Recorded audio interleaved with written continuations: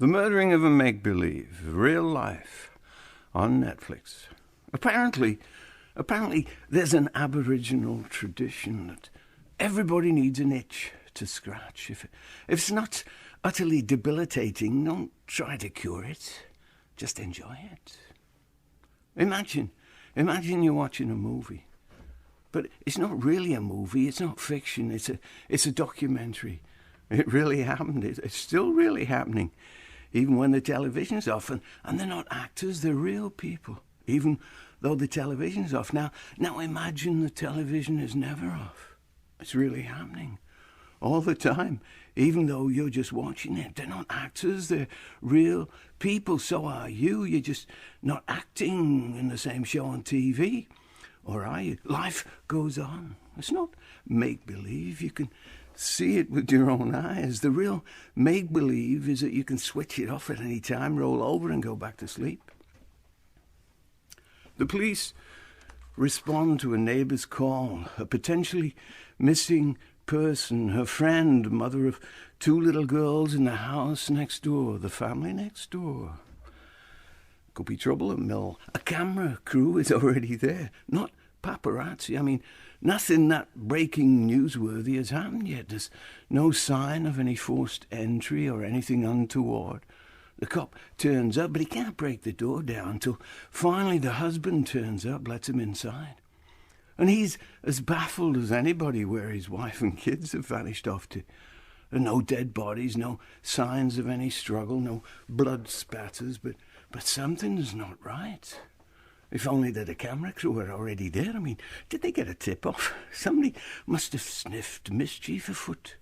Did they hack into the police reports that morning? Is this some new police procedure in the age of body cams and smartphones? They need some professionally impartial documentation. And why did the husband so willingly let them all inside his house? To prove he had nothing to hide. If you don't want to be filmed, you must have something to hide. Either that or you have no ambition. Does he have something to hide? Is he trying to hide it by appearing to have nothing to hide? You'll have to watch the documentary on Netflix, The Family Next Door. All will be revealed. In that particular case, anyway. Given the nature of documenting reality, unless you're robbing a convenience store or a bank or mugging somebody on Main Street, there's rarely definitive footage of the actual crime being committed. Especially if it's in your own home. For now, anyway. No sign of forced entry, any household member left standing, immediately becomes a prime suspect. Of course, one has to be presumed innocent, so proven guilty, the catch being you may be found guilty, even if you know you're innocent, or vice versa. Justice and injustice promenade hand in hand through our court system. Once you're in the system, you could be in it for a very long haul, innocent or otherwise. Best to have a camera crew handy, so at least you're not one of those unfortunates only good for a few handcuffed paparazzi media bites and a mugshot before you vanish off into unmediated never-neverland, which could be more real than you like to think you thought it was. So if you want your story told to any depth or at least poetic conclusion, for better or worse, you're going to need a camera crew handy. In which case, you'll need to keep that production team interested. Convince them they're not wasting their valuable time and equipment. They'll need some serious twists and turns. I mean, we're not here for slam dunks, potshot selfies. We're not in this for the commercial breaks, though that might be something we'll need to negotiate later. We will need some audience-captivating skeletons in the cupboard. I mean, we're not ambulance chasers. We want to take people inside the ambulance. Get to the heart of the matter, what's really going on behind all them sirens and blinking lights. We don't flirt with disasters. We're in it for some full intercourse. So tell us your story. And if you're lucky, we'll tell it to the whole world. Well, for starters, I didn't do it, but the police are convinced you did. It was an accident. She fell down the stairs. A tragic accident. I found her there. She died in my arms. I called the cops. You must have heard my 911 call. I was obviously very distressed. You could hear it in my voice. Hey, tell that to Al Pacino. But what about all that blood? So much blood splattered all over the walls, not just one wall. Not very consistent with a simple fall down some stairs. Can you explain that? Well, I'm sure somebody can, and somebody does. But somebody else also explains it in a very different way. Two very different expert opinions. Which one do you think the jury will believe? Your wife simply tripped, fell down the stairs, not very sexy. Or did you batter her with a blow poker, whatever the fuck that is? All those gashes on her head, so much blood, premeditated or a crime of passion? You were arguing. She'd just found out on your computer you'd been sodomizing military vets on the side. She was threatening to expose you. Well, I am bisexual, but she knew that. My wife knew that. It wasn't a problem. We were soulmates. Hold that thought. You really think any women on the jury will believe that? We're in the South here, sunshine. Not in New York City, but this is getting sexier.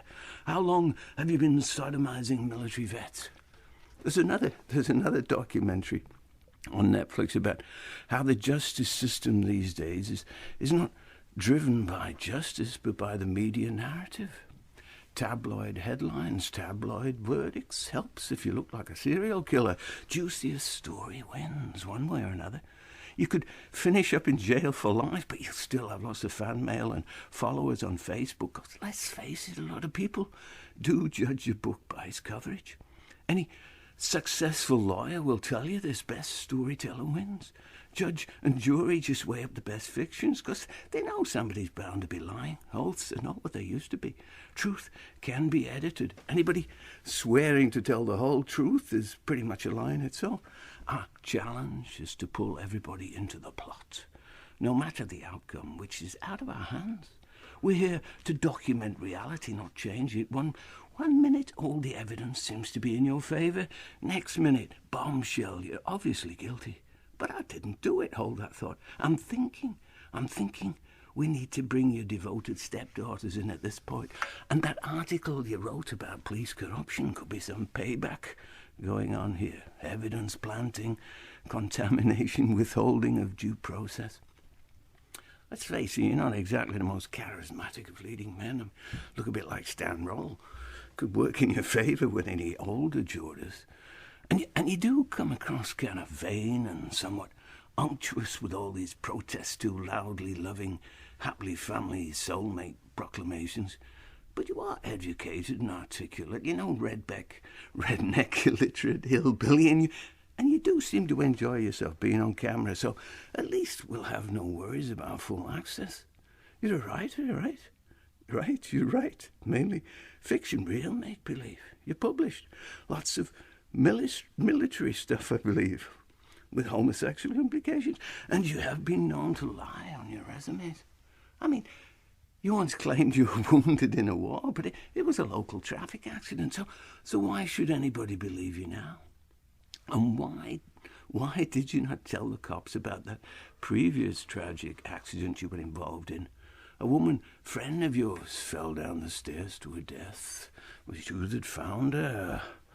Coincidence, pure coincidence, or impure? Not a coincidence, and you expect the jury to believe that? Smells a bit fishy to me. Hey, we're on a roll here. Skeletons tumbling out of the cupboard. I'd say that's a wrap for episode. What episode are we on now?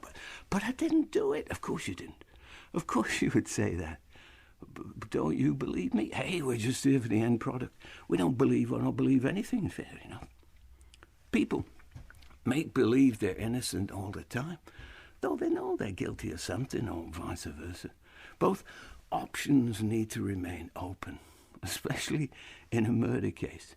If there's no evidence to prove anything conclusively, no smoking gun, not even a confession, which may or may not have been coerced under duress, nothing beyond a reasonable doubt. Let's make believe somebody else is willing to be less doubtfully reasonable, or dubiously unreasonable, or irrationally compromised. Members of the jury, my friends, peers, and countrymen, lend me your personal predilections and render a verdict. I've told you one hell of a story. It's now up to you to come up with a concluding punchline. Guilty or not guilty? Just don't get hung up on any anticlimactic disagreements. Do most people prefer it done and dusted, so they know who the villain is, and they get their just comeuppance. The good guys can't win them all, but we at least need a moral victory. Otherwise, justice no better than gutted journalism. Or vice versa. Hold that thought. The verdict's in. Guilty. Sorry about that. My guess, they just didn't buy your wife being okay with your sodomizing sidelines. Female prosecutor made a laughable pinch-of-salt mincemeat meal out of that one. And she was very photogenic, middle-aging Southern belle with a tough and no-nonsense, bitchy Joan Collins, Jacqueline, Suzanne edge about it. But we will be in touch should anything turn up back in your favour. And it did, 8 years later. A serial, pathologically lying pathologist who'd presented seriously skewed forensic evidence at the trial, suddenly exposed 8 years later as making a career out of pathologically supporting the prosecution's case at any truthful cost. A fantasist of his own expertise.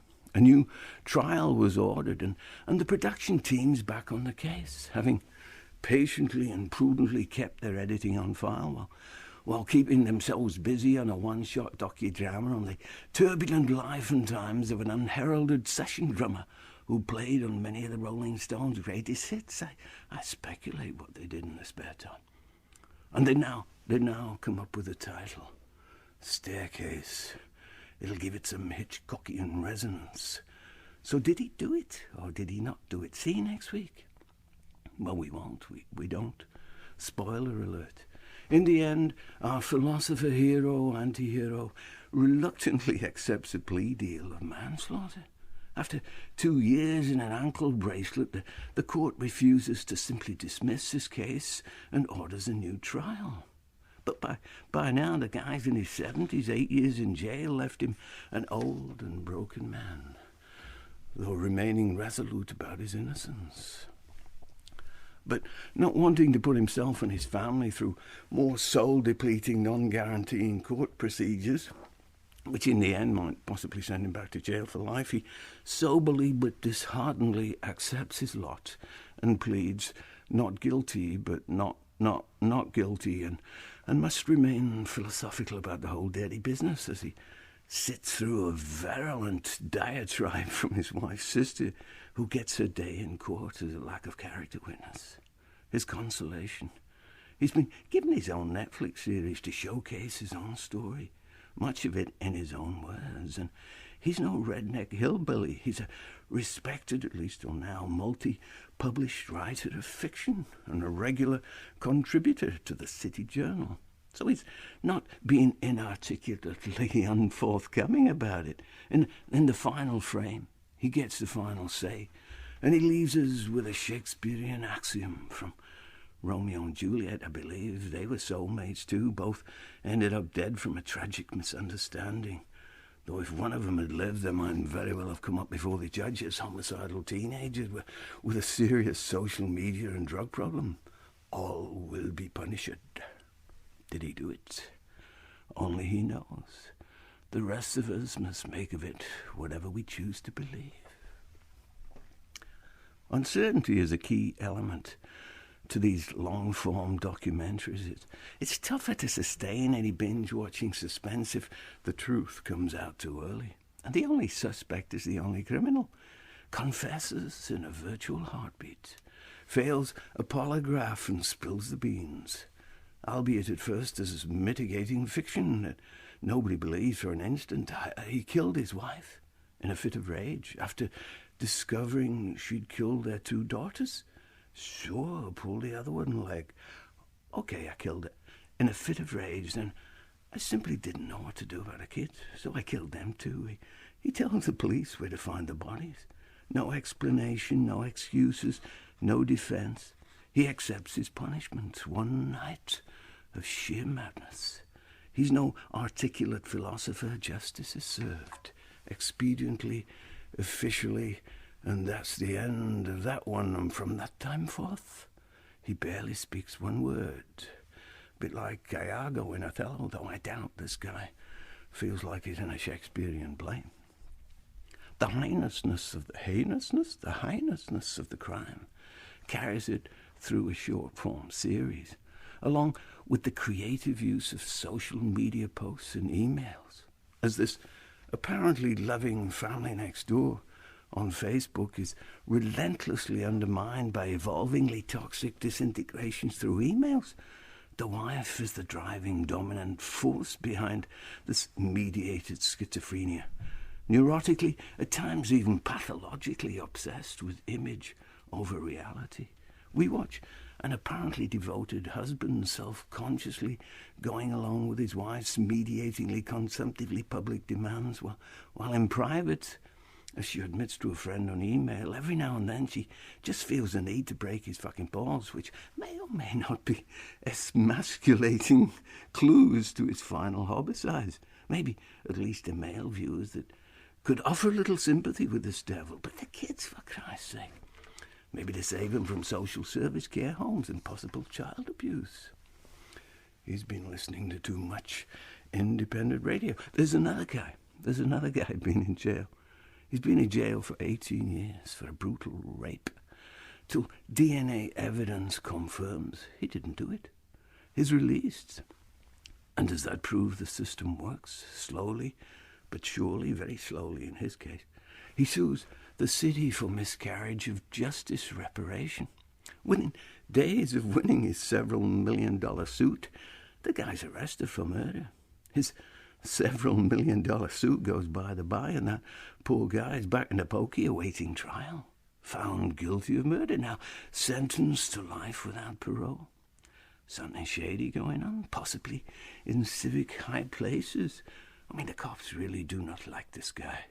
They don't like his whole family, a bunch of uneducated redneck hillbillies, lowering the civic tone, a blight on and an insult to regular, decent, respectable folks. We could be onto some long form here, as enough evidence coming to light could exculpate a devil's minion for being a real demon. Corruption at the highest levels. Planted evidence, false testimonies, no investigation of other suspects, serious circumstantial incongruities and contempt for proper legal procedures. Even with the first charge, the rape, it turns out the cops knew about a jailhouse confession 10 years before, but declined to pursue it. And Jesus, do these current prosecutors look like a bunch of sleazebags, and the defence team like fairy godfathers. Could give you some faith in typecasting. And then there's his nephew's confession as co-homicidal conspirator on videotape. Psychic coercion makes subliminal advertising look like an open secret. This poor kid obviously doesn't know what's going on. Obviously cognitive impaired, 16 years old. The cops feed him a story, he finally eats it up like cornflakes for breakfast and cooks it back as baked Alaska just because he wants to go home and finish his toast. You can plainly see he has no idea of the implications of what he's saying. He later reflects how he got much of the fine detail from some pulp fiction he'd read, but nobody seems to mention that again or check out the fine fictional detail. It's a concoction seals both his own and his uncle's fate. Appeal after appeal are turned down, no matter how much exculpatory evidence is found for at least reasonable doubt that both are innocent and the cops are guilty of at least prejudicial improprieties or serious incompetence, if not criminal conspiracy. The camera crew remains steadfast over 20 years, pays dividends. A multi-season epic on the wheels of justice or injustice, turning snail pace slowly and not so surely. The lead guy himself, he's got little charisma, but over time it becomes part of his charm. He's an overweight, wounded teddy bear who just wants to live a normal family life. And his grieving parents, so unphotogenic, it's like you're watching some pro-character actors nailing every supporting frame. And what they do achieve, that the Shakespeare-spouting alleged staircase killer doesn't do, is arouse an innocence trapped in a system that neither needs nor wants them to exist at all. These resiliently independent scavengers recycling their system's trash, mainly car parts. A familial culture all of their own. You may not want to live among them, but you learn to respect the sheer humanity that persists in hope against all systematic odds. And if there's not potential for love in that, then we all may just as well watch Jimmy Fallon or blockbuster Batman movies for the rest of our lives till we roll over and go back to sleep. After the umpteenth semblance of being a lost cause, his case is accepted by this hotshit investigative lawyer with a seriously resumed reputation for redeeming lost causes buried in the judicial system. She refuses to take on any case in which she does not believe absolutely in her client's innocence. And this one, after an interview, seems to her to be a slam dunk. She forensically evolves to actually naming two other suspects who'd never been investigated. And she simulates an extremely credible scenario of what really happened. But the system's stonewall remains impervious. And by now, any conspiracy theorist worth their salt must be sniffing something's rotten in the state of Denmark. Possibly a Freemasonic bolstering of ranks to keep their house of cards from collapsing into unjustifiable ignominy. They're all in it too deep. Lots of careers, reputations, and pensions on the line. The two guys remain incarcerated, at least till the next season. Can't wait, though. I guess I have to. Reality has gone too deep to start getting fictional now. Can't just jump genre ship just because you prefer a happy ending. On a more personal note, hey, the first full-length script I ever wrote, according to my not-to-be agent, was rejected on the grounds that the dramatic stakes were not big enough. Could a young man find love in a progressively promiscuous world he truly had no heart to participate in? But he was doing his best. He was trying his best, but all too often failing miserably. I called it Crocodile. It's called Crocodile, subtitled, If a Crocodile Follows You Around for Any Length of Time, It Must Be Seriously Lost. I guess I was working on the assumption crocodiles don't follow such a rigorously particular diet. So I produced it myself at a little theatre space in London's West End. It ran for 5 nights, courtesy of the manager, on condition I janited the space for the following month. It didn't dramatically take off, perhaps too lyrical for its dramatic good. Neither light romance nor darkly brooding tragedy. A couple of fun scenes with a dentist and a psychiatrist, but it lacked a compelling core. Neither a twist at the end nor some heartstring-pulling, lovely sweetheart deal resolution. No heroic denouement or villain brought to justice. Any conflicts remain conflicted. I guess it was my life so far. I needed to raise my stakes of make-believe. Matters of life or death, salvation or damnation, Elizabethanly tragic or Wagnerianly epic, played out on a world stage with resonance of apocalypse and revelation, good versus evil. Without getting too melodramatic, of course, I needed to conjure up some credibly non-cartoonish heroes and demons. I could fathom the good in myself with all its pitfalls, but the evil eluded me, seemed beyond my literary grasp. The closest I could imagine was a pathologically disgruntled French master in grammar school, but without that, I just had some commonly flawed somebodies overcoming their personal pitfalls. I didn't believe in evil, just things that went wrong in the night. To accept evil as real was tantamount to not leaving childish fairy tales behind and having to reread the Bible, at least bits of it.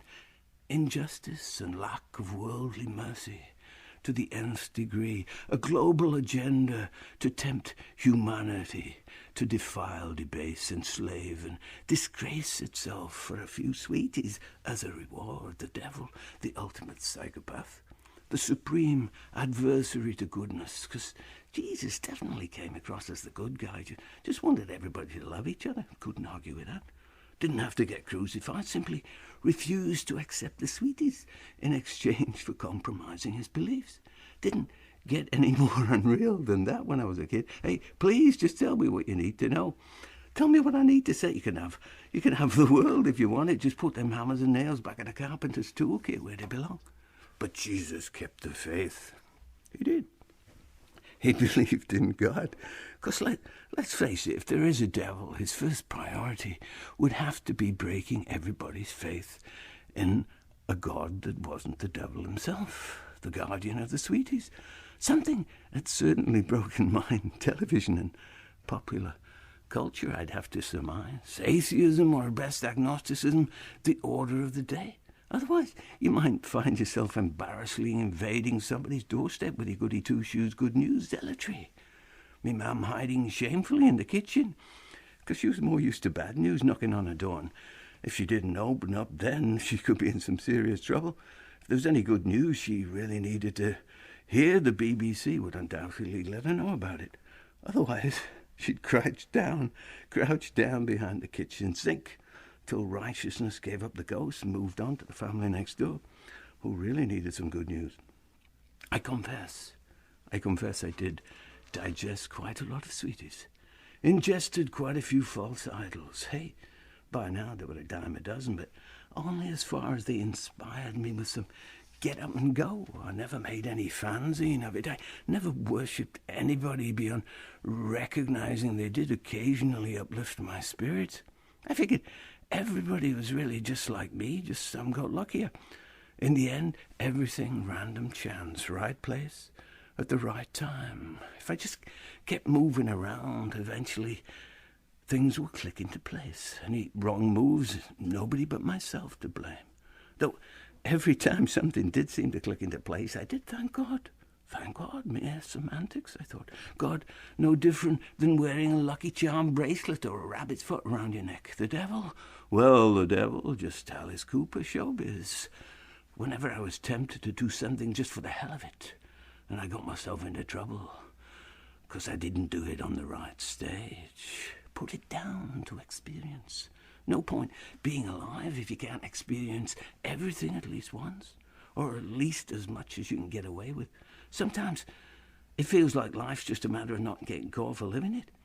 I assumed everybody else was doing the same. Either that or they were harassing homebound housewives with too much good news, or tangled up on the doorstep with two right shoes on the same left foot, so tangled up in their righteousness, there was no way they could ever move forward with the times. The Bible was old news. Religion, the opiates of the masses, at least till opium, cocaine, crack cocaine and antidepressants, YouTube and Netflix came along, all of which had the side effect of not going to church. More likely rehab or AA or going down the Google rabbit hole, your only hope of finding Jesus, or at least keeping you off the streets, keeping you preoccupied 24/7 and entertained. God just wasn't that entertaining. Jesus, bit of a humorless bugger, took everything so seriously. His dramatic stakes a bit too big for his own good. He could have been a contender, but he was sold down the river for a bribe to take a dive, opted for passive resistance. Satan would have to find another front man, like looking for Waldo in a Rembrandt. I know he's in there somewhere. You know he's not real, don't you? Who, Waldo? No, Rembrandt. Did he sell his soul to the devil? At what point do you realize you sold your soul to the devil? Or is part of the deal having a serious memory lapse, after which you're convinced you're doing God's work?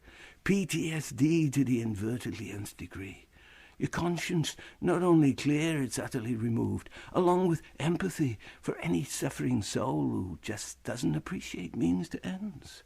To clean slate this world up, we need to get rid of all the graffiti and dirty bits. And is this what modern woke mentality is all about? Not so much a failure to learn from the past as a need to eradicate it altogether, like it never happened. Maybe it didn't happen. Maybe I made it all up. Maybe somebody else made it all up. In which case, why am I living in somebody else's documentary, assuming I'm real and not just mine or somebody else's fiction?